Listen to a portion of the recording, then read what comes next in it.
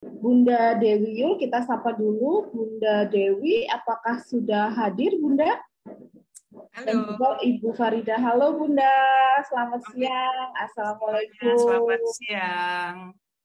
Oke, saya haturkan sesi ini kepada Bu Unita ya, Bunda Dewi, kepada Bu Unita dan juga operator mungkin untuk Bunda Farida juga bisa dipin.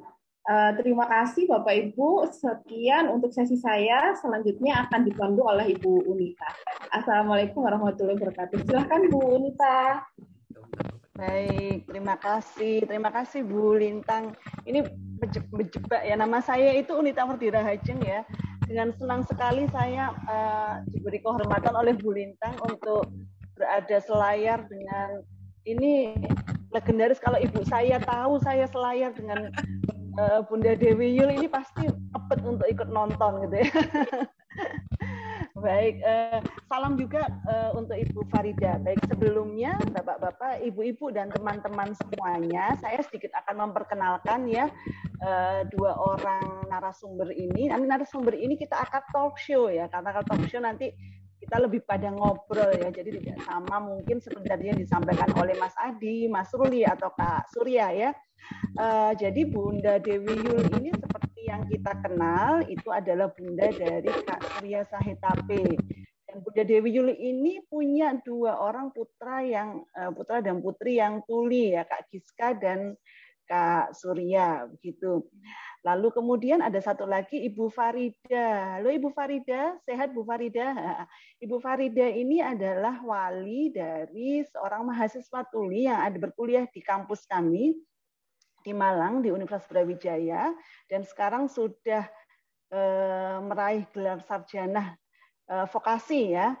Dan Bunda Farida ini bukan sekedar hanya orang tua dari satu orang mahasiswa tuli, karena setahu saya putra beliau ini aktif sekali di komunitas ya, utamanya komunitas akar tuli, komunitas tuli di Malang. Dan setahu saya ini teman-teman tuli itu suka banget ngumpulnya di rumah Bunda Farida. Jadi anaknya tuli itu biologisnya satu, tapi mungkin sebenarnya anak tuli di Malang itu semuanya jadi anaknya Bu Farida gitu ya. Jadi saya sangat menaruh rasa hormat yang sangat besar kepada kedua orang bunda di depan kita ini, Bunda Dewi dan Bunda Farida. Dan semoga di dalam sesi ini kita bisa mendapatkan banyak ilmu, banyak inspirasi, banyak insight ya dari pengalaman beliau berdua bagaimana mendampingi dan membersamai putra-putri beliau yang tuli gitu. Baik, terima kasih. Baik, semoga tadi perkenalannya cukup ya Bapak dan Ibu dan kita akan mulai. Saya akan tanya-tanya ya Bunda Dewi dan Bunda Farida, nanti silahkan langsung untuk berikan jawabannya seperti itu. Jadi saya ini agak jauh banget kalau sama Najwa Shihab tadi itu Bu Lintang agak sesat itu. Baik, oke saya ingin bertanya nih kepada Bunda Dewi dan Bunda Farida ya. Jadi pengalaman dulu itu awal ketika Bunda Dewi dan Bunda Farida itu tahu bahwa putra-putri Bunda ini ternyata adalah seorang tuli, itu pada usia berapa? Dan waktu itu apa yang reaksi pertama dan apa kemudian yang ada di pikiran Bunda berdua dan kemudian langkah apa ketika tahu ternyata punya putra dan putri yang tuli. Jadi siapa dulu ini? Bunda Farida dulu mungkin ya.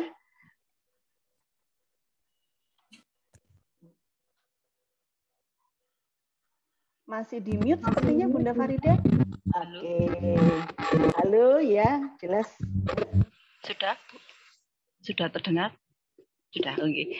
Assalamualaikum warahmatullahi wabarakatuh. Waalaikumsalam.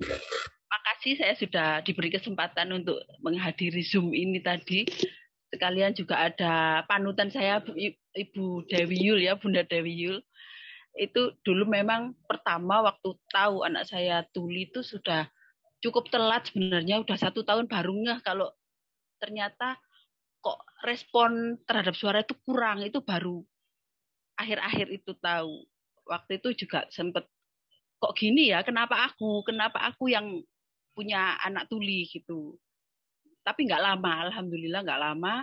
Selanjutnya saya udah bisa move on, artinya udah bisa berpikir harus kemana sih ini, harus ke depannya gimana. Salah satu mungkin panutan saya memang waktu itu ada talk show yang menghadirkan Bunda Dewi Yul waktu itu, tahun 98 kalau nggak salah. Itu yang beliau itu mengatakan, itu jangan dianggap beban. Kalau kita punya seorang anak yang tuli, kita cerita aja ke semua orang. Artinya ketika kita udah cerita, itu beban kita akan berkurang. Itu beliau mengucap seperti itu yang sampai saya pegang sampai sekarang. Artinya ya udah, itu saya jadikan bukan beban tapi justru anugerah bagi saya ketika mengetahui anak saya itu istimewa. Gitu mungkin Bu Unita. Oke, terima kasih Bunda Farida gitu ya. Jadi wah ini betul sekali. Tadi kalau misalnya teman-teman tuli bilang ya harusnya teman tuli yang masih kecil itu ketemu dengan teladan tuli. Berarti orang tua tuli ini seharusnya ketemu dengan orang tua teladan ya. Ini jadi ada Bunda Dewi ini yang jadi teladannya ada di sini, malah ketemu kita satu layar. Oke.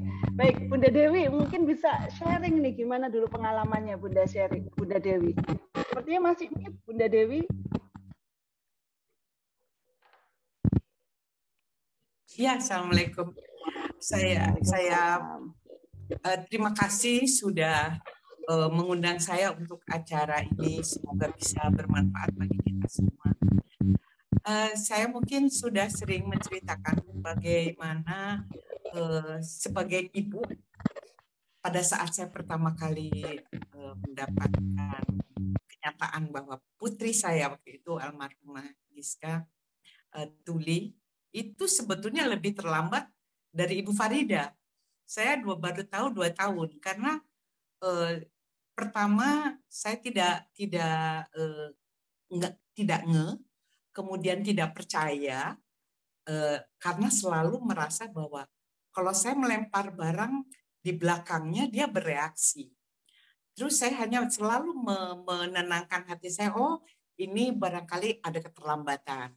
Terus orang tua atau keluarga lain biasanya memberitahu bahwa biasa kalau ada keterlambatan anak dalam bicara. Tapi lama-lama setelah lewat dari 2 tahun, saya coba mencari tahu ke dokter. Jadi ketahuan usia 2 tahun baru dia tuli. Dan itu saya bisa bayangkan pada saat itu bingung, tertekan, secara sosial mulai biasa kan kalau di keluarga itu segala macam mitos-mitos gitu mulai diutarakan, ini dicari apa kesalahannya gitu, kemudian dicari apa dosanya, itu biasanya begitu. Kemudian saya salah apa terus semua saya terima saja gitu pada saat itu. Yang saya pikirkan berarti waktu saya meninabobokan putri saya, dia tidak pernah mendengar gitu ternyata. Dan reaksi yang diberikan pada saat saya melempar kayak piring kaleng atau benda di belakangnya, itu ternyata getaran yang dia terima, bukan bunyi. Jadi bukan informasi bunyi, namun getaran yang membuat dia bereaksi. Lalu saya mulai mencari tahu. Dan ada sahabat saya yang menginformasikan untuk berjumpa dengan Ibu Fatimah. Ibu Fat waktu itu beliau ketua Gerkatin. Saya langsung tanya, saya konsultasi pada beliau dan beliau mengarahkan saya untuk ke Yayasan Ibu Nasution di Menteng. Dan saya jumpa dengan Pak Johan dan Ibu Nani, suami istri, sebagai ahli terapi bicara. Kemudian pada saat itu mulailah usia 3 tahunan, 3 tahun, hampir 4 tahun lah, mulai rutin Giska itu belajar verbal, belajar bicara. Pada saat itu belum ada pengetahuan tentang bahasa isyarat, karena kebetulan sekolahnya almarhumah itu memang memakai metode verbal. Jadi pada saat itu dia belum masuk belum masuk sekolah. Jadi di terapi dari usia 4 tahun sambil disekolahkan dekat rumah, sekolah umum, TK waktu itu. TK sebelah rumah kebetulan. Di pemikiran saya hanya adalah bahwa dia bisa merasa tidak aneh, merasa percaya diri, tetap merasa sebagai anak yang normal sehingga bisa bergaul dengan bahasa anak gitu di sekolah TK-nya. Sementara waktu berjalan, pas usia mulai masuk SD, saya masukkan di sekolah negeri malah. Karena usianya udah 7 tahun sudah bagus, bisa membaca gerak bibir. Sambil saya juga belajar bahasa verbal. Saya juga mencari tahu supaya saya bisa memperbaiki artikulasinya. Karena mungkin karena saya penyanyi, jadi saya sadar betul artikulasi itu penting. Mungkin itu salah satu keberuntungan anak-anak saya latih sendiri. Kemudian pada saat dia sekolah di SD, dia tidak ada gangguan komunikasi dengan teman-temannya. Kelas 1. Di kelas 2 dia naik dengan baik. Begitu usia 9 tahun, itu kelas 3. Dia pulang dengan wajah yang tidak senang gitu. Dia bilang, saya bisa membaca gerak bibir teman-teman, tapi teman-teman tidak mengerti apa yang saya bicarakan. Karena mungkin intonasinya tidak sempurna, teman-temannya bingung dengan bahasanya Giska gitu.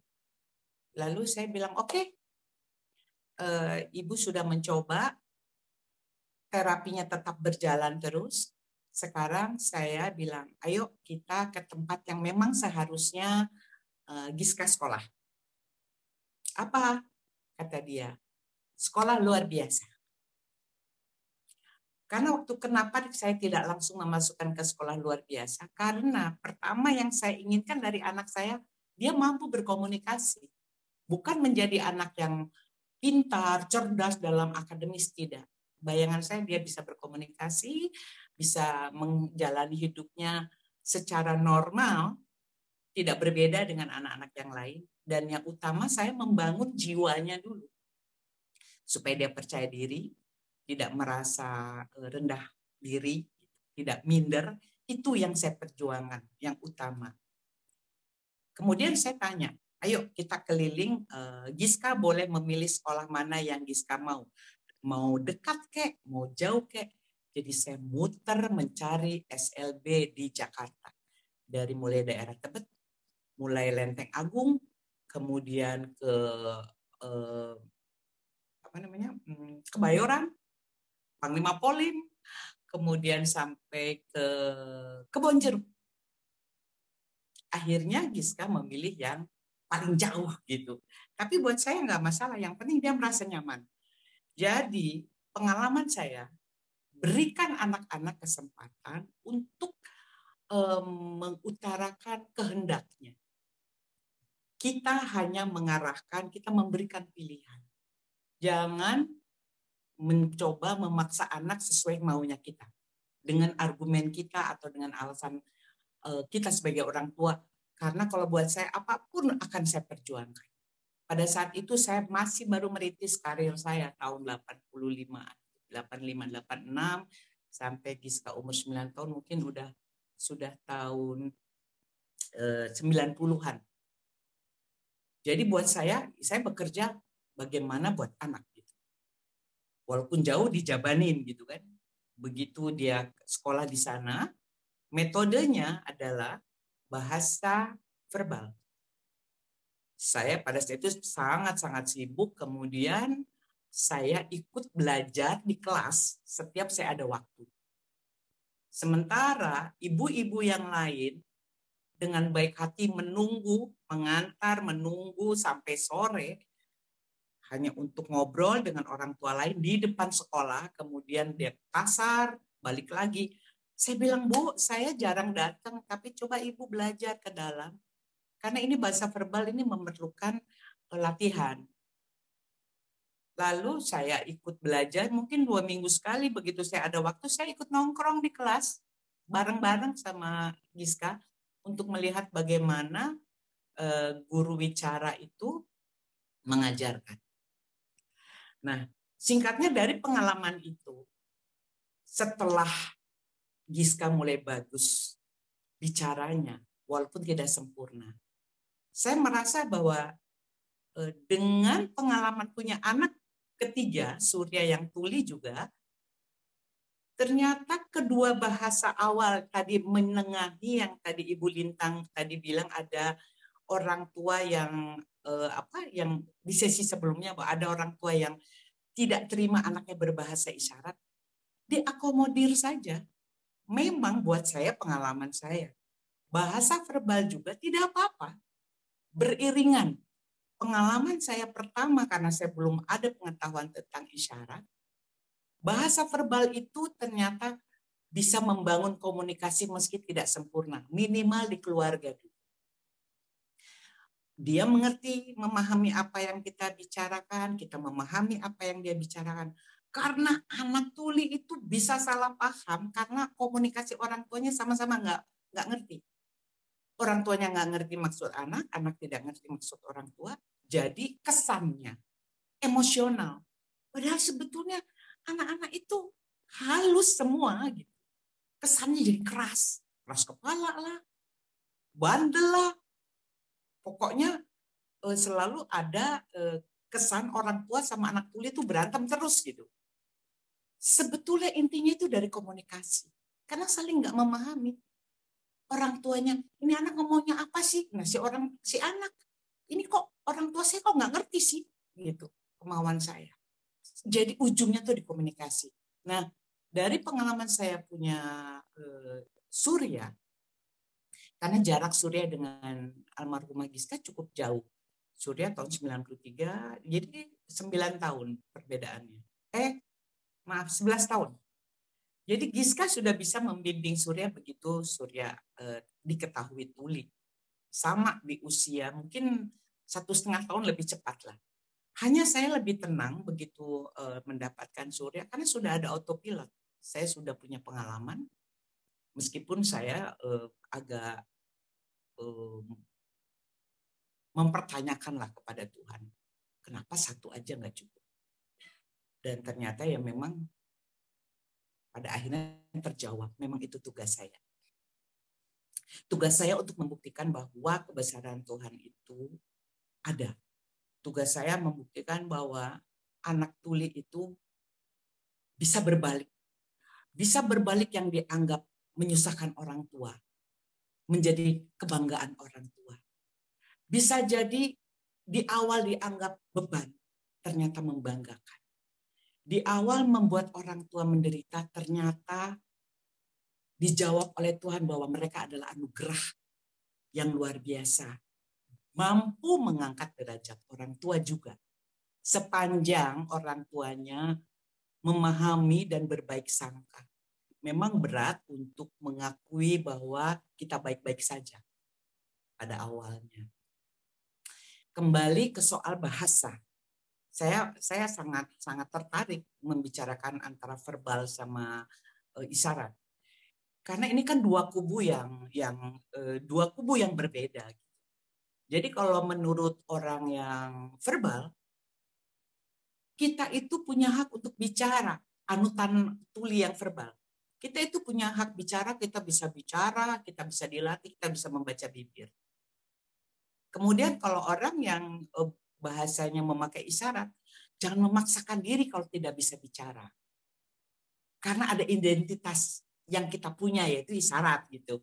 Nah, kalau saya, dari pengalaman saya, nggak apa-apa kalau ada orang tua ingin anaknya verbal, tapi jangan dilarang untuk belajar isyarat. Karena itu akan menyempurnakan pemahaman literasi bahasa anak-anak tuli. Dari pengalaman saya sekarang yang belajar isyarat kepada anak saya. Karena saya penyanyi, sebetulnya bahasa isyarat mudah sekali dengan kita menghafal satu lagu, kemudian kita belajar isyarat di satu lagu itu. Itu cara belajar saya yang praktis. Dan kalau saya tidak tahu isyaratnya saya akan tanya Surya, nanti Surya akan mengarahkan saya. Coba Ibu tanya teman-teman saya gitu kalau Surya lagi sibuk. Jadi di sini diminta kerendahan hati para orang tua untuk mau belajar dari anak. Karena orang tua tidak selalu paling pandai, orang tua tidak selalu paling benar. Jadi barangkali kisah singkatnya seperti itu.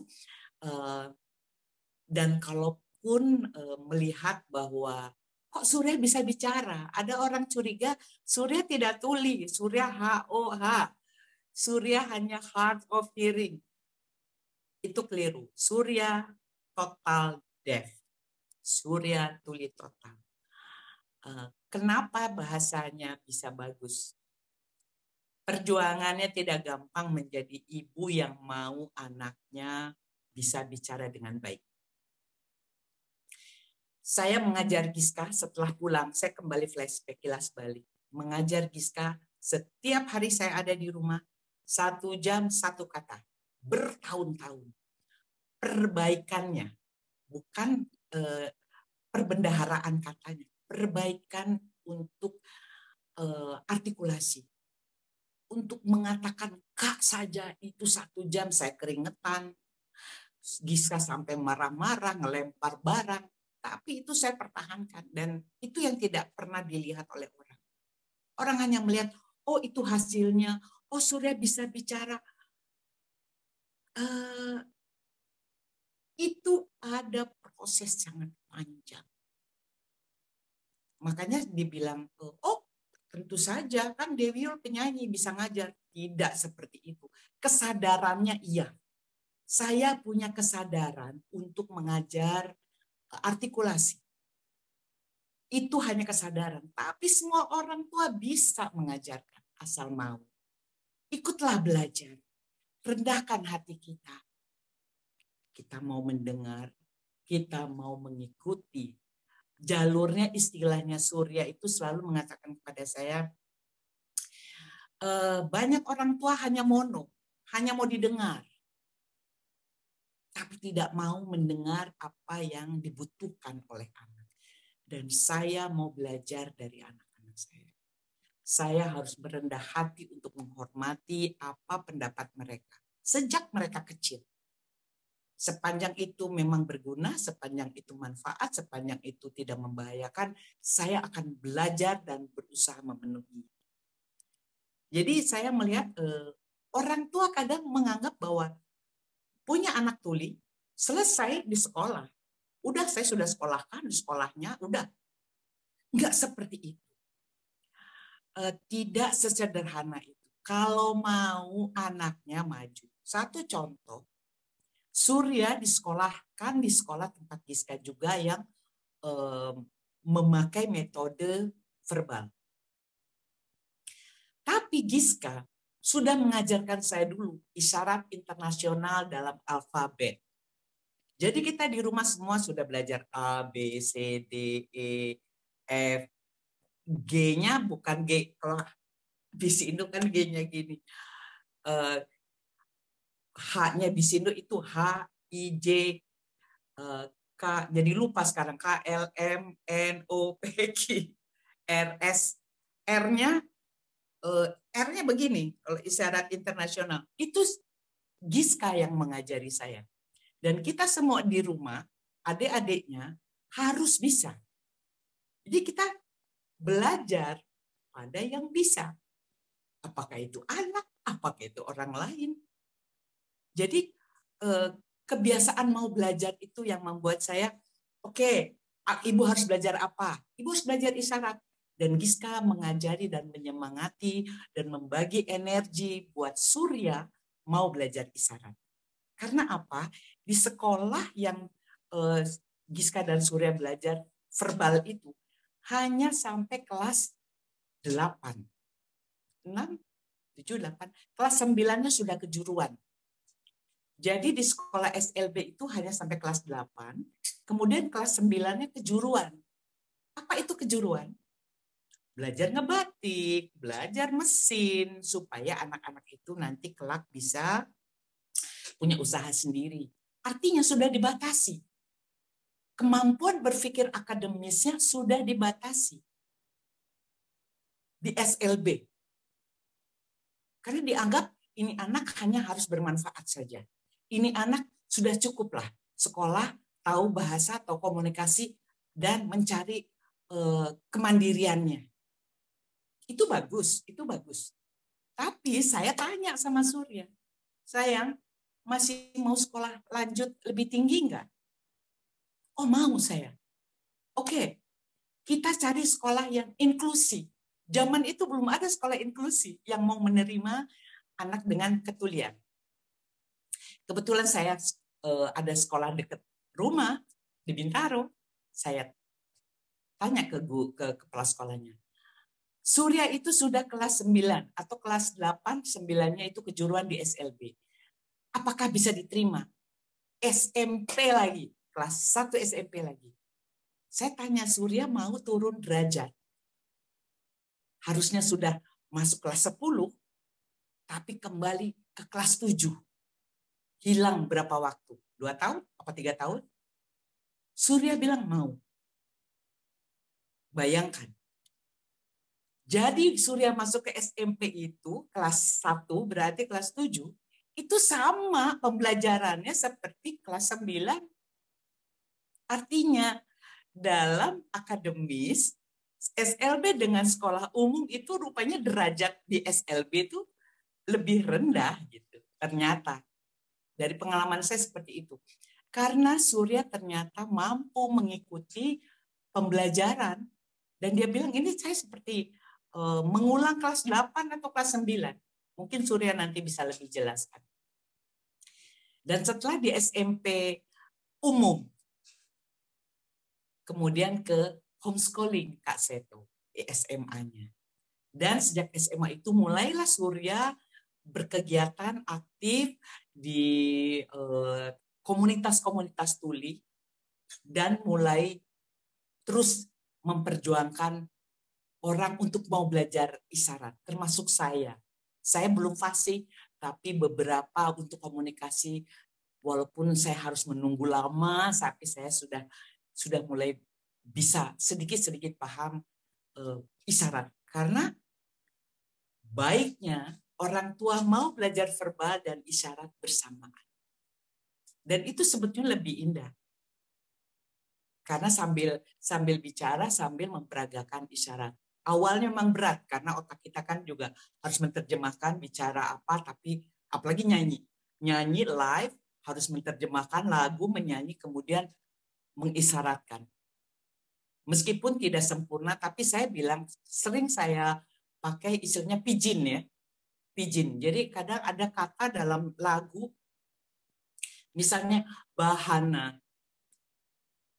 Bahasanya kan bahana, perdamaian. Agak susah diisyaratkan gitu. Dan saya mencoba bahasa isyarat itu kan akan terus berkembang. Beberapa mungkin perbendaharaannya belum banyak gitu. Jadi banyak lagu-lagu misalnya sukma gitu, sukma jiwa. Saya harus belajar lagi. Ini sulit gimana ini kalau saya menyanyikan lagu seperti ini gitu.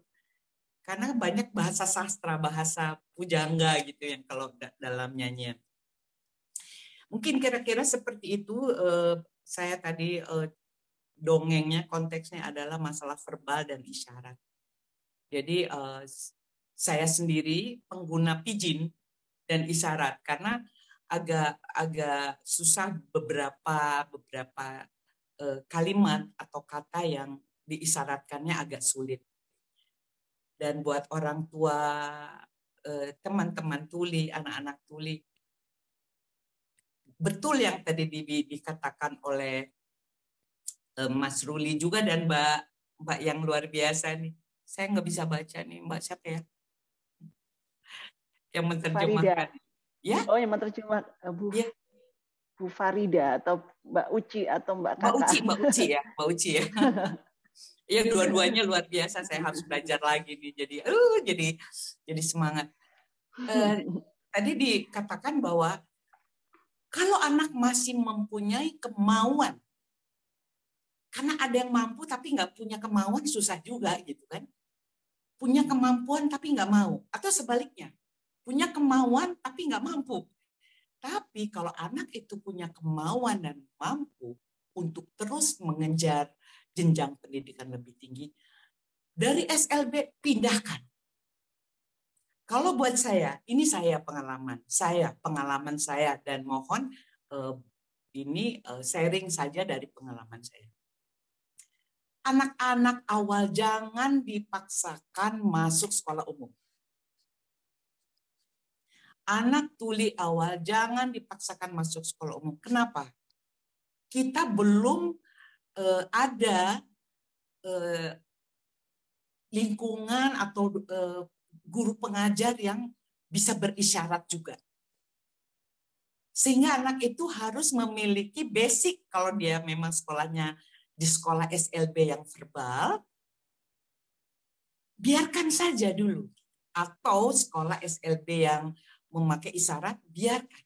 Tapi menurut saya, kalau mau memindahkan anak ke sekolah umum agar dia punya peluang untuk bisa mendapatkan pendidikan jenjang yang lebih tinggi, boleh mulai SMP. Saran saya. Jadi jangan memaksakan anak TK, udah ini sekolah inklusi karena SD ini TK ini menerima anak dengan ketulian. Atau masukkan aja SD umum. Ini sudah inklusi. Belum. Kita belum siap. Kalau saya ditanya, saya bisa mempertanggungjawabkannya. Sekolah SD umum saat ini belum siap menerima murid dengan ketulian. Karena butuh waktu untuk mengajar atau ada tenaga sukarela atau guru yang menguasai isindo atau isyarat. Karena kalau dipaksakan, anak itu belum punya basic. Jadi saran saya, barangkali ini boleh disosialisasikan. Anak dengan ketulian, masukkan saja ke SLB. B, jangan salah, jangan sampai anak tuli dimasukkan ke C, beda penanganan gitu kan. Jadi biarkan dia mendapatkan pembelajaran basic. Dan jangan gengsi atau jangan orang tua merasa, aduh udah kelas 9 di SLB, harus balik SMP kelas 7 lagi. Enggak apa-apa. Karena itu sangat akan membantu anak itu punya basic yang kuat. Punya dasar yang kuat. Jadi kekurangan saya dalam memberikan pembelajaran atau pemikiran atau pemahaman pada Giska, itu saya bisa membayarnya pada saat Surya. Itulah mungkin yang tugas yang Tuhan berikan kepada saya, bahwa kekurangan saya, kelemahan saya bisa saya perbaiki pada saat bagaimana Surya ingin memasuki atau ingin menggapai mimpi untuk jenjang pendidikan yang lebih tinggi. Dan itu sudah terbukti efektif. Alhamdulillah Surya saat ini sedang mengikuti pembelajaran kuliah untuk S2-nya dan itu beasiswa. Karena orang tua jangan pernah kecil hati kalau tidak mampu secara ekonomi atau secara finansial. Karena Tuhan akan melihat kemauan, doa, usaha dari anak itu sendiri. Karena orang tua hanya sebagai tim doa dan memohon supaya anak ini, titipan Tuhan ini, bisa bermanfaat bagi sesama. Barangkali itu yang bisa saya sampaikan saat ini. Luar biasa sekali Bunda Dewi ya, insightful sekali ya. Banyak sekali pelajaran yang bisa kita petik ya. Saya sebagai juga orang tua gitu bisa menghayati ini bagaimana perjuangan ini dan bisa juga mendapatkan pelajaran ya. Ternyata ya memang mungkin setiap orang tua juga akan punya ujiannya masing-masing. Dan ini kebetulan mungkin untuk Bunda Dewi ini ujiannya salah satunya mungkin yang paling besar itu punya 2 orang putra yang tuli, tetapi setelah itu ternyata sudah terpetik ya hasilnya ya. Jadi buahnya sudah dipetik sekarang seperti itu. Terima kasih, alhamdulillah. Baik, kalau boleh saya tanya ini kepada Bu Farida ya, Bu Farida. Kalau tadi Bunda Dewi ini putranya Kak Giska ini tahun 80-an, saya bisa membayangkan kalau tahun 80-an itu kan situasi nggak seperti sekarang ya. Akses informasi ini nggak sebesar sekarang. Tapi kalau mungkin putrinya Bu Farida ini kan mungkin lahir sekitar tahun 90-an ya. Mungkin tahun berapa Bu? Kenapa Bu Farida? 91. Kenapa? Saya nggak dengar. 91 ya. Oke. 97. Ya, sudah. Oh, 97 ya. Ini mungkin sudah masanya kan sudah jauh lebih lebih modern ini. Mungkin Bunda Farida bisa bercerita ya waktu itu bagaimana akses untuk pendidikan dari Zeva, dan kemudian utamanya terkait dengan pembelajaran untuk komunikasi. Apa yang kemudian orang tua lakukan atau akan berikan sehingga Zeva ini bisa menjalani pendidikan dengan baik sampai akhirnya kuliah ya, utamanya untuk dukungan komunikasinya.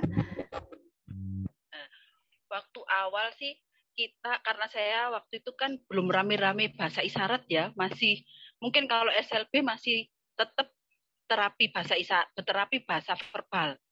Lebih ditekankan ke situ waktu tahun 90 itu. Saya kadang berkomunikasi lewat gambar waktu awal-awal sebelum tahu isyarat. Setelah umur 4 tahun saya masukkan SLB, itu saya mulai belajar CB waktu itu. Sama seperti Bunda Dewi Yul, belajar isyarat huruf awal-awalnya. Lalu setelah sampai SMP, saya mulai aktif di Akar Tuli. Waktu itu sudah mulai belajar Bisindo. Nah, menurut saya isyarat Bisindo itu lebih mudah buat saya pelajari. Akhirnya dari situ saya belajar Bisindo, belajar sama teman-teman Akar Tuli juga, ngobrol, sering-sering ngobrol sama mereka. Kalau untuk Seva sendiri, setiap pulang sekolah mesti memang saya biasakan ngobrol. Pakai bahasa verbal juga, pakai bahasa isyarat juga. Gimana pengalaman di sekolah tadi, di situ mungkin saya bisa menjelaskan beberapa kosakata yang dia nggak paham, atau menambah kosakata baru, itu saya lakukan setiap hari untuk komunikasi. Lalu untuk waktu SMA, Seva mau sendiri ya, mau sekolah umum. Oke, saya turuti ke sekolah umum. Tapi waktu itu yang Kota Malang katanya waktu itu sudah inklusif, sebagai kota inklusif. Waktu saya pertama mendaftar tuh saya sempat shock waktu mendaftarkan si Seva ini. Saya tunjukkan seperti apa ijazahnya. Waktu itu dia punya beberapa penghargaan untuk lomba-lomba itu, saya sertakan juga. Saya ditanya waktu itu di sekolah itu yang sempat saya gitu. Ibu tahu ini sekolah untuk anak normal. Itu mereka menyambut saya seperti itu. Saya langsung menjawabnya, loh, apa Ibu nggak tahu kalau Malang sudah merupakan kota inklusi? Itu saya balik seperti itu. Ternyata memang cuma kesalahpahaman aja. Akhirnya saya dibantu bisa sekolah di sekolah umum yang waktu itu cuman 1 orang tuli Seva aja yang sekolah di situ dari 900 siswa. Tapi alhamdulillah semakin kesini tuh guru-guru semakin paham. Mau mengulang pelajaran yang Seva nggak paham. Terus untuk tugas-tugas itu kadang guru mungkin karena kasihan atau gimana, kadang diperingan. Dari kalau teman-temannya harus bikin video, sudah Seva kamu foto aja.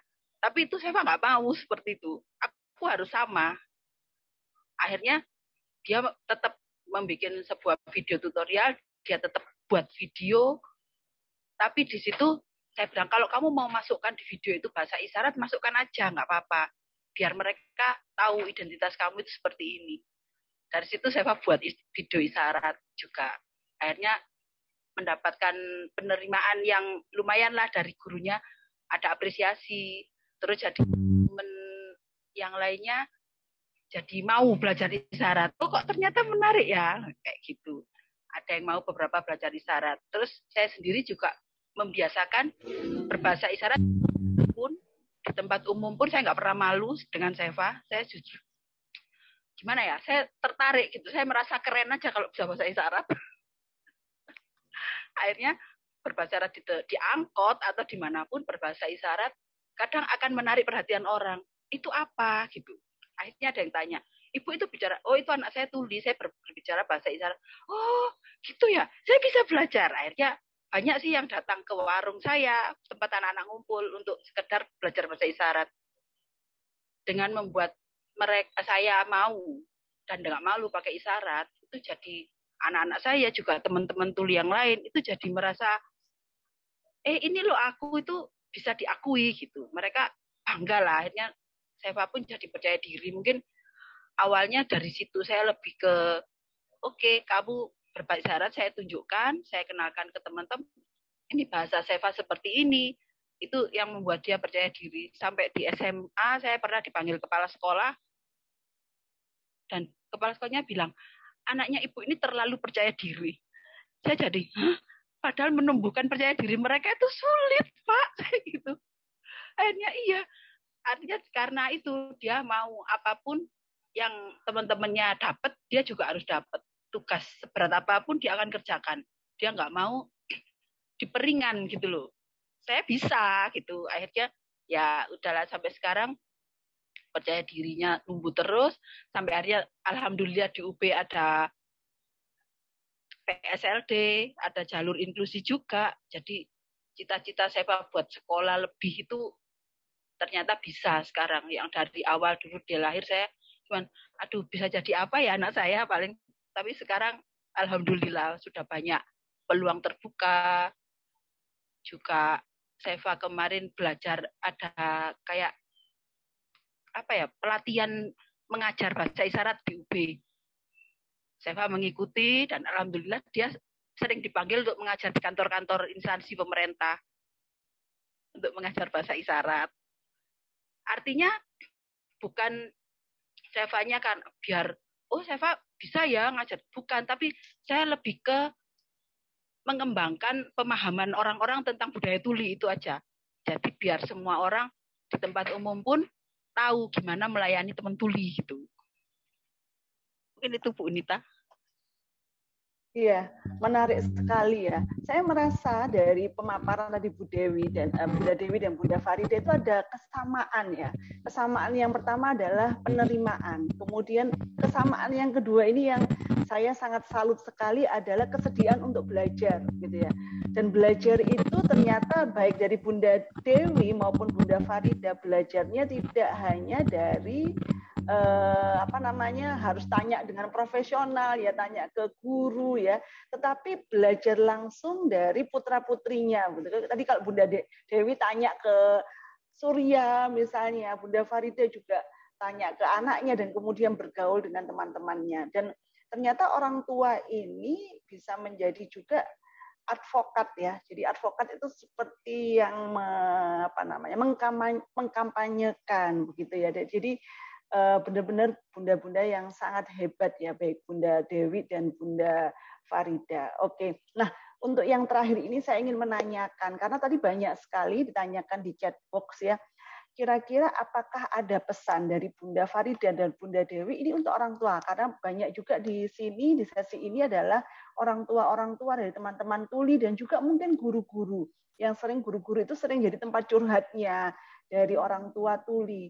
Apa yang mungkin pesan dari Bunda Farida dan Bunda Dewi kepada para orang tua, itu yang pertama. Dan yang kedua, tadi banyak juga ditanyakan terkait dengan parent support group ya. Jadi tadi Kak Surya dan Kak Adi juga sempat bercerita bahwa carilah orang tua itu bisa mencari kelompok-kelompok dukungan dari sesama orang tua, orang tuli, sehingga nanti saling berjejaring. Nah, ini mungkin Bunda Dewi dan Bunda Farida bisa memberikan pesan atau arahan seperti itu. Silahkan Bunda Dewi, seperti apa? Ya, terima kasih Ibu Unita. Kalau saya lebih memikirkan dan menyarankan untuk lebih banyak lagi para instruktur bahasa isyarat untuk bisa bahasa isyarat Indonesia ini tersosialisasikan lebih luas lagi. Saya sempat tanya Surya bagaimana, iya ini sedang diperjuangkan gitu. Sampai saya sempat bercita-cita kalau saya sudah dikasih sehat panjang umur gitu, usia saya 10 tahun lagi 70 tahun, saya bisa mengajar atau memberikan les bahasa isyarat gitu. Makin banyak tempat pelatihan bahasa isyarat, terutama buat para guru. Karena guru di sekolah inklusi menurut saya wajib menguasai bahasa isyarat, karena beliaulah nanti yang jadi ujung tombaknya gitu untuk di sekolah-sekolah inklusi, apalagi SLB sudah. Kalau SLB saya berharap sih pemerintah mau membakukan di Sindo sebagai bahasa resmi. Sehingga sekolah-sekolah maupun para guru punya pegangan. Di seluruh Indonesia ada bahasa ibu untuk isyarat, yaitu bahasa isyarat Indonesia. Mau bahasa isyarat banyak tidak apa-apa, seperti bahasa kita, ada bahasa Jawa, bahasa Sunda, sedangkan isyarat juga kan di tiap daerah ada isyarat Makassar, isyarat Jakarta, beda-beda lagi. Biarkan itu berkembang gitu. Tapi isyarat Indonesia, bahasa isyarat Indonesia wajib dibakukan sebagai pegangan, sebagai bahasa ibu buat teman-teman anak-anak kita yang tuli. Sehingga para orang tua maupun masyarakat luas bisa memegang itu, seperti contohnya bahasa isyarat internasional gitu. Semua orang bergabung kalau misalnya di forum-forum dipakai bahasa isyarat internasional, sama dengan kita bahasa Indonesia. Nah, bahasa Indonesia, bahasa isyarat Indonesia yang saya harapkan segera pemerintah bakukan sebagai pegangan, sebagai bahasa ibu. Di luar bahasa-bahasa isyarat yang lain terus berkembang itu nggak apa-apa. Tapi kan sekarang ada CB, ada Bisindo, itu jadi bingung sekolah mau memakai yang mana gitu.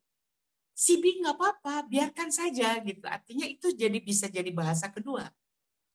Seperti bahasa isyarat kita gitu kan, lebih banyak perbedaan kan lebih indah gitu kan. Tapi tetap ada yang satu jadi pegangan. Sehingga guru-guru maupun para orang tua sudah tahu nih, oke, saya punya anak tuli atau orang luar yang melihat keindahan bahasa isyarat, oh saya pengen belajar.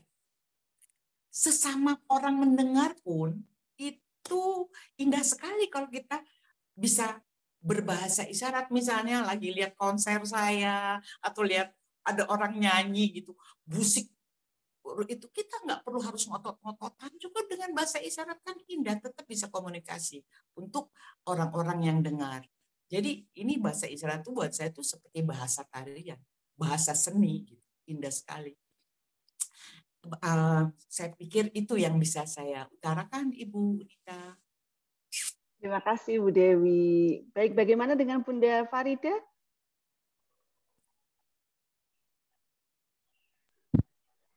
Ya. Kalau saya sih lebih ke ini ya, jangan malu orang tua kalau melihat anaknya berbahasa isyarat. Karena di lingkungan saya banyak yang seperti itu. Anak-anaknya curhatnya ke saya, Mama, ibu saya malu. Tadi ada temennya datang langsung, masuk. Karena saya berbahasa isyarat dengan teman saya. Jadi bahasa isyarat itu hak mereka. Jadi kita harus menghargai hak mereka. Itu budaya mereka. Seperti mereka juga mau belajar bahasa verbal kita juga harus belajar bahasa isyarat mereka. Dan jangan malu, jangan sampai ada kasus seperti yang kemarin saya pendampingan itu, seorang anak tuli tidak mau curhat ke orang tuanya karena orang tuanya nggak mau dia berisyarat. Sedangkan dengan bahasa verbal, orang tuanya nggak paham, harus diulang berulang kali. Akhirnya padahal waktu itu ada kasus yang lumayan berat, ada pelecehan. Akhirnya dia nggak mau cerita. Untung teman-teman tuli yang peduli itu akhirnya mulai mendekati dan bercerita, masalahmu apa, kenapa nggak cerita ke orang tua? Karena saya sulit untuk berbicara dengan orang tua saya karena orang tua saya melarang saya berisyarat. Jadi itu kita hargailah budaya mereka. Kalau bisa kita yang belajar isyarat, karena isyarat itu keren menurut saya. Oke, ini ada tadi yang banyak ditanyakan soal kalau jadi ternyata putranya tuli, itu untuk cari orang tua yang lain yang sesama tuli bisa komunikasi, itu kira-kira gimana ya? Mungkin Bunda Dewi dan Bunda Farida bisa memberikan arahan ini kepada beberapa peserta yang tadi yang taruh di chat box ya di sesi pertama. maksudnya terus Bu?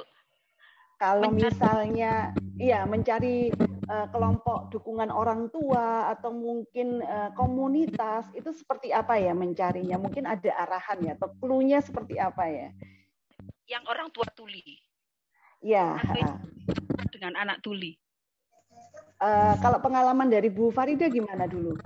Apakah dengan orang tua sesama tuli atau di anaknya saja yang di komunitas? Ada anak-anak sendiri, ada orang tua dan tuli sendiri. Di situ kita biasanya terus untuk kita sharing tentang pendidikan atau apa itu antar orang tua. Tapi kalau saya sendiri, saya memang kadang juga masuk ke anak-anak karena memang anak-anak sudah cukup dekat sama saya. Jadi mereka memang dekat curhatnya ke saya. Kalau misalnya orang tua begini, saya yang nanti menyampaikan ke orang tua begitu. Tapi kalau ke orang tuli dengan anak tuli itu kita nggak ada komunitas, cuman kita memang sering juga berkomunikasi. Kebanyakan siapa Bu orang tua? Kan sama wali waktu di sekolah dulu, di SLB dulu, atau seperti apa? Dulu sih waktu SMP, kalau SMA kan sudah SMA umum. SMP yang kita masih ini sampai sekarang. Oke. Komunikasi gitu. Iya. Iya, terima kasih Bunda Farida. Mungkin kalau Bunda Dewi mungkin seperti apa ya? Ada saran ya? Saya mau menambahkan saja sedikit. Sebetulnya komunitas itu tidak harus resmi, karena di sekolah itu kan kita, apalagi di sekolah misalnya SLB, otomatis kan kita saling berkomunikasi dengan para orang tua. Dan itu saya kira sudah cukup, karena sampai sekarang pun saya masih bersahabat dengan salah satu teman Giska. Jadi kita berteman gitu. Dan biasanya itu periode awal-awal SD, SMP. Karena setelah SMA mereka sudah bisa menemukan jati dirinya. Biasanya kan problem kita itu sharing, untuk berbagi itu kan problemnya adalah pada saat mereka baru mulai mau memahami bagaimana berkomunikasi, bagaimana kita ingin mengerti perasaan mereka. Saat-saat mereka mulai puber, itu yang masa-masa paling berat gitu. Mereka begitu sensitif, melihat wajah kita berubah saja mereka bisa merasakan kalau kita agak kesel gitu, atau kita merasa nggak dipahami, padahal mereka juga lebih kesel lagi karena dia pikir kita nggak mengerti maunya mereka. Jadi saya kira komunitas itu memang diperlukan pada saat masa pertumbuhan anak-anak kita. Barangkali Bu Farida juga setuju ya Bu ya. Karena setelah mulai mereka dewasa, kadang-kadang kita udah nggak dibutuhkan lagi. Kita yang butuh mereka. Karena mereka sudah punya komunitas, mereka sudah mampu berorganisasi, mereka sudah mampu banyak yang malah melakukan hal-hal yang luar biasa. Banyak yang bisa bekerja atau membuat usaha gitu, atau kuliah. Jadi komunitas itu diperlukan pada masa mereka pertumbuhan. Dan itu cukup dengan para orang tua yang ada di sekolah. Karena biasanya kan problemnya sama, bagaimana memahami pembelajaran, yang tadi saya bilang awal bahwa kita juga harus ikut belajar. Itu masa paling sulit sebetulnya. Kalau memiliki anak tuli itu, masa mereka periode ya kelas 1 sampai kelas 7 lah, kelas 8 gitu. Mulai jenjang atau periode memahami hidup, memahami kondisi, mulai suka sama lawan jenis, itu yang harus diakomodir gitu oleh para orang tua. Dan biasanya kita saling ngobrol, ini gimana, ini udah mulai, kalau cewek mulai genit gitu kan, mulai ada masa periodnya gitu. Itu sebetulnya yang harus dikomunikasikan saat, kalau anak perempuan kan ada masa mulai dia dewasa gitu kan, mulai mendapatkan haid pertama, pemahaman sebelum itu supaya mereka nggak kaget. Itu sebetulnya tugas orang tua awal. Dan biasanya kan kita saling bertanya gitu, bagaimana pengalaman, karena yang punya anak perempuan itu yang paling banyak ribet sih sebetulnya. banyak tanya ini gimana gitu. Paling tidak kita sebetulnya para orang tua yang memiliki anak tuli itu tahu jawabannya. Cuma kita butuh orang mau mendengar. Karena persoalan kita itu hanya kita yang tahu dan kita yang mampu mengatasinya. Tapi kita butuh ruang, butuh orang mau mendengar, sehingga kita merasa lebih percaya diri untuk mengambil keputusan. Gitu. Oke. Ya.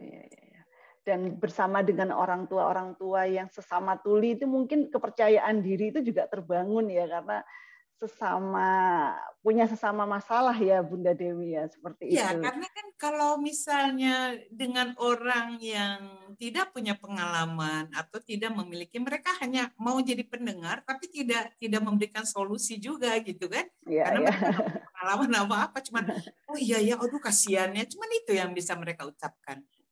Ya. Jadi satu hal lagi barangkali tambahannya dari saya. Anak-anak tuli itu kadang kan mendengar bahasa di masyarakat. Anak kamu tuli, tunarungu katanya kan. Saya bilang jangan bilang tunarungu, bilang saja tuli. Karena anak saya normal. Nah, itu bahasa normal, tolong jangan pernah diucapkan lagi. Karena kalau anak normal, berarti anak tuli adalah anak tidak normal, kata Surya gitu. Berarti kalau orang yang dengar itu dibilang normal, berarti yang tuli itu dibilang nggak normal. Padahal yang tidak normal adalah orang yang melakukan kejahatan, orang yang mengambil hak orang lain, orang yang merugikan orang lain. Itu orang yang tidak normal. Jadi jangan pernah bicara normal dan tidak normal. Biasakan tuli dan dengar. Demikian. Oke, terima kasih di insight yang sangat luar biasa. Biasanya insight ini saya dapatkan ketika saya berbicara atau ngobrol dengan teman difabel ya, tapi ini luar biasa. Ini adalah bunda-bunda yang secara umum, ini bunda-bunda ini kan bukan dari generasi milenial ya, bukan masa sekarang, tapi jadul ya. Ya. Artinya apa? Artinya memang bunda-bunda ini adalah figur dari orang tua yang mau belajar dari mungkin ini pemahaman-pemahaman yang cukup baru ya, terkait dengan isu identitas, isu masalah difabel dan normal. Ini luar biasa sekali dan semoga ini juga akan menginspirasi dari kita semua yang hadir di siang hari ini. Nggak kerasa ini hampir 1 jam nih ngobrolnya bunda-bunda. Saya kasih kesempatan ya untuk orang tua atau mungkin untuk audiens kalau ingin ada yang bertanya tapi nggak bisa banyak-banyak karena waktunya juga terbatas. Mungkin kalau ada yang ingin bertanya silakan untuk raise hand ya. Jadi nanti bisa akan saya tunjuk gitu. Mungkin ada yang bertanya, wah langsung ada Bu Eka Sulastri. Baik. Halo Bu Eka Sulastri, silahkan kalau mau dibuka layarnya, boleh. Mungkin teman-teman panitia bisa membantu untuk spotlight ya. Oke, silahkan Bu Eka. Assalamualaikum Bunda Dewi sama Bunda Farida. Waalaikumsalam. Ya, saya Ibu Eka, saya dari Kalimantan Barat. Saya ingin bertanya, saya kan punya anak tuli umur 4 tahun. Anak saya tidak menggunakan alat bantu dengar, Bunda. Jadi apakah walaupun tidak menggunakan alat bantu dengar, kita bisa mengajari anak tersebut bahasa isyarat? Dan apakah bisa kita mengajarkan verbal juga dengan kata per kata di usianya yang sangat masih kecil, Bu, sekitar 4 tahun, dan tidak menggunakan alat bantu dengar. Jadi otomatis anak saya belum pernah mendengarkan suara. Dan anak saya terbilang cepat untuk belajar bahasa isyarat. Jadi saya sudah mengajarkan beberapa kosakata seperti mau, makan, buang air besar atau buang air kecil, dan alhamdulillah dia bisa mengikuti. Cuma karena saya tinggal di suatu daerah, jadi untuk akses teman tuli atau komunitas teman tuli saya susah menemukannya. Jadi saya harus pergi ke kota dulu untuk bertemu mereka dan berkomunikasi. Jadi saya tidak tahu bagaimana berkomunikasi, bertemu langsung dengan teman tuli, dan saya belum mempraktekkan bahasa isyarat saya dengan teman tuli yang ada di Kalimantan Barat. Terima kasih. Begitu saja Bu pertanyaannya Bunda Farida. Terima kasih Bu Eka. Baik, silahkan ini Bunda Dewi Yul mungkin bisa memberikan jawaban. Ya, wah menarik sekali. Pengalaman dari Bunda tadi. Sebetulnya anak di bawah 5 tahun itu kan golden age, itu 100% daya tangkapnya. Jadi kalau ibunya sudah mampu berbahasa isyarat, itu anak akan lebih cepat gitu. Jadi sebetulnya, makanya saya tadi bilang, apa yang bisa dilakukan oleh orang tua, lakukan saja. Mau verbal, mau mana yang memungkinkan. Jadi jangan dibatasi, karena nggak bisa verbal, saya juga nggak bisa bahasa isyarat. Atau ya udahlah ini nggak bisa gitu. Apa yang bisa? Sehingga dibikin enjoy gitu. Tadi saya mendengar luar biasa, umur 4 tahun, tapi sudah dia mengerti makan, mengerti minum. Dan maupun di ujung dunia pun, sekarang akses sudah mudah. Jadi nggak usah, apalagi di masa pandemi ini, kita nggak perlu ketemu orang secara fisik. Bunda bisa membuka, bisa komunikasi dengan Bisindo misalnya, atau dengan Gerkatin.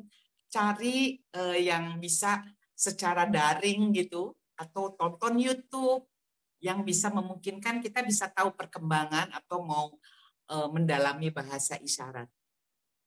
Karena kan secara naluriah orang tua misalnya, jangankan yang tuli, yang dengar saja kita udah makan. Kadang kita nggak sadar makan jam berapa, jam 7. Itu naluri. Jadi naluri itulah mungkin dari dulu-dulu orang menciptakan bahasa isyarat itu dari apa yang sudah kita lakukan. Jadi Bunda melakukan kepada balitanya itu sudah luar biasa. Saya saja karena dulu tidak ada akses untuk bahasa isyarat, jadi bahasa verbal. Tapi ingat-ingat, anak di usia emas itu 100% penyerapannya. Jadi apa yang diberikan itu mereka akan sangat cepat menangkapnya. Dan saya percaya itu. Jadi terus semangat, apalagi sekarang akses sudah mudah, silahkan berhubungan sama Bisindo untuk bisa belajar isyarat, les bahasa isyarat secara privat maupun secara grup. Itu saran saya. Oke, keren sekali. Baik, kalau Bunda Farida mungkin bisa memberikan saran kepada Bunda Eka.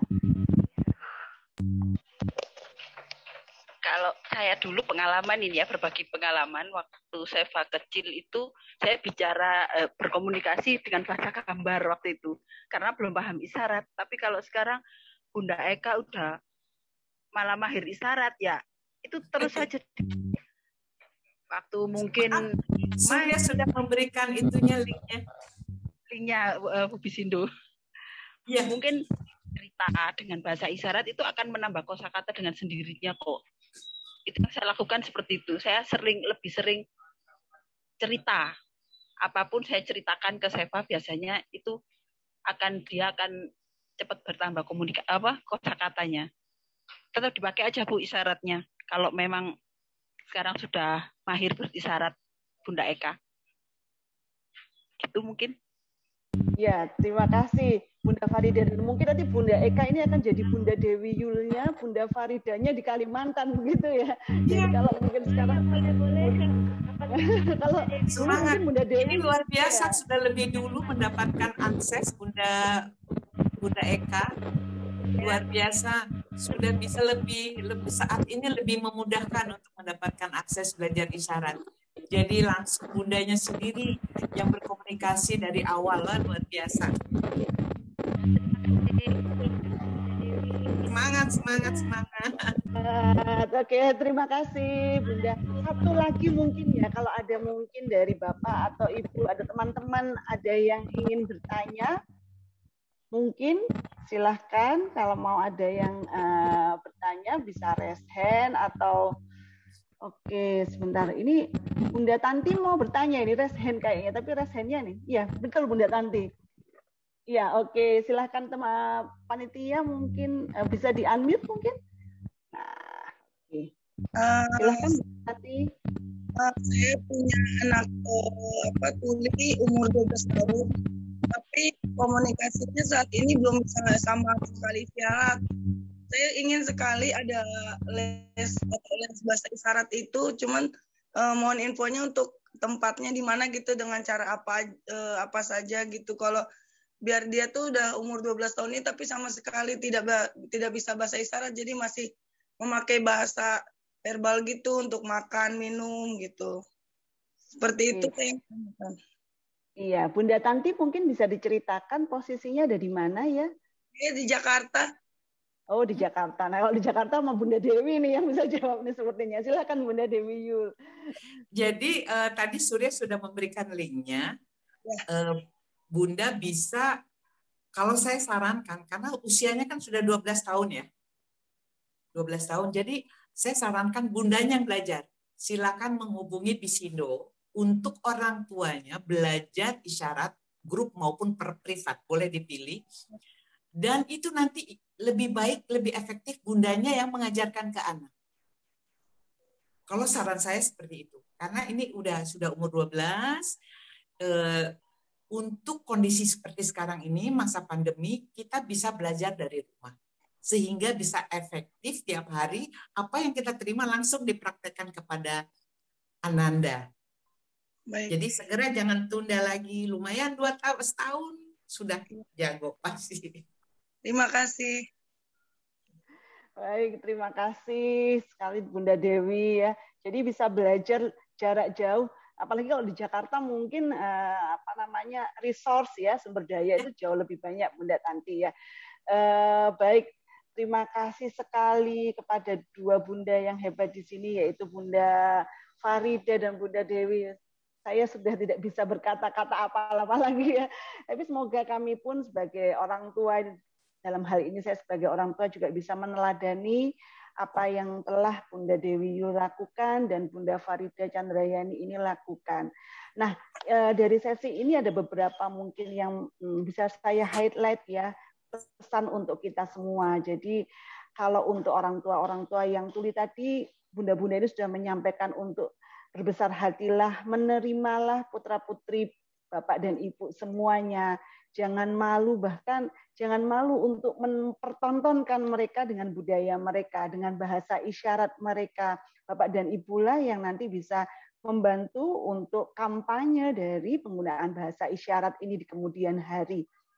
Seperti tadi disampaikan oleh Kak Surya bahwa kalau teman-teman tuli ini butuh teladan tuli, maka Bapak dan Ibu yang punya putra-putri tuli juga butuh teladan-teladan orang tua yang memiliki anak dan tuli, sehingga mungkin perlu yang ada yang namanya sinergi. Tidak usah susah-susah menurut Bunda Dewi, tinggal membuat hubungan yang nyaman juga dengan orang tua di sekolah Bapak dan Ibu, kalau itu di SLB. Bertemanlah, karena itu adalah support group yang sangat besar, sumber daya yang besar bagi Bapak dan Ibu. Pesan dari Bunda Dewi juga dan Bunda Farida untuk semua orang tua ini, bahkan saya rasa pesan untuk semua orang tua ya, bukan hanya dari orang tua tuli, untuk kita itu sebagai orang tua untuk berendah hati dan mau belajar dari anak, karena tidak semua anak-anak kita ini punya kemampuan yang ada di bawah kita.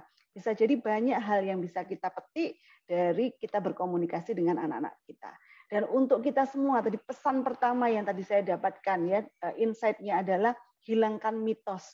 Jadi orang tua yang memiliki anak-anak dengan kebutuhan khusus, yang memiliki anak dengan tuli, itu pertama kali ketika memiliki putra-putri punya kebutuhan khusus, ini sering sekali ditanya atau seringkali merasa bahwa mungkin ini adalah dosa saya, sehingga kadang-kadang kalau itu muncul dari orang lain ya, itu akan semakin memberatkan. Maka kita perlu menghilangkan mitos-mitos tersebut, bahwa sebenarnya ya memang adalah, kalau kita bisa ngomong ya takdir ya, memang itu adalah suatu bentuk ujian yang masing-masing orang tua akan punya ujian-ujian tersendiri. Maka kita perlu menghilangkan mitos bahwa kelahiran dari teman-teman yang difabel ini adalah sesuatu yang berasal dari dosa masa lalu orang tuanya, karena itu nggak ada.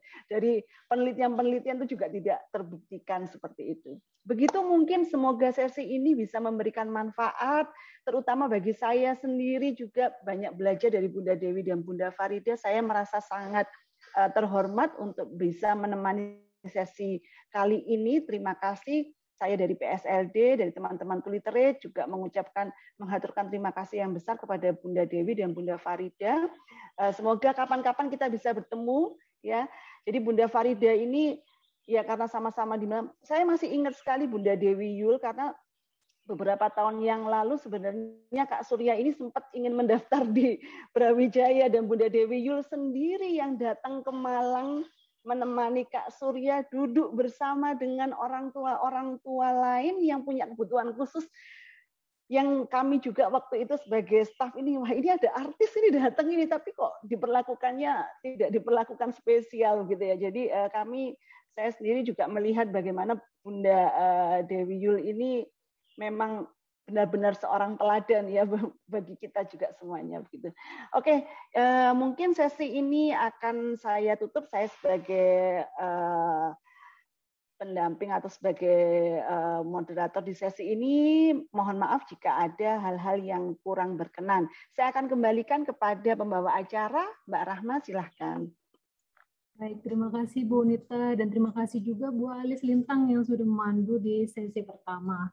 Baik, sebelum para pemateri meninggalkan room, saya mohon Bapak Ibu peserta, mahasiswa untuk menyalakan kameranya.